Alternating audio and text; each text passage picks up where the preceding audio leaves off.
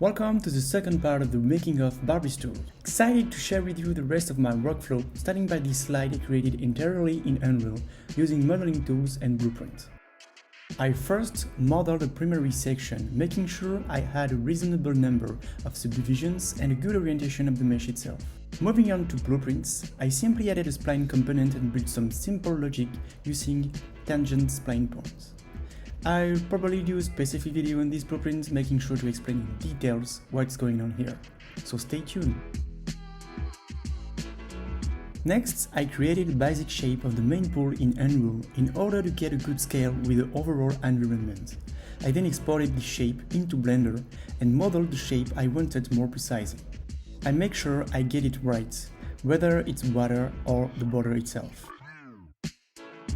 I've also assigned two separate slot shaders to the model to make it easier to distribute afterward. For the water material, I simply chose the m_water that you can find in the content browser using show plugin content. I then created an instance which I tweaked slightly. For the other elements, such as the chimney and the whole front of the house, I've tried to stay as much as possible in Unreal using all the features of the modeling tools. You can access all the basic functions of traditional modeling and even assign specific material slots on your mesh, and that will buy you some time. Later, I created the fence around the house, mixing foliage and assets, all from Bridge. I placed a few boxwoods by hand, which I then grouped together. I did the same using a sort of pillar from Megascan's asset, plus a simple cube that I stretched to give the look of a repeating fence wall.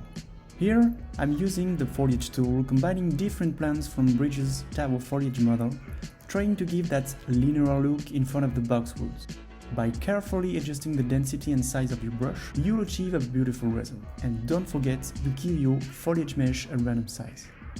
For the flowers, I simply proceeded in the same way as for the whole fence.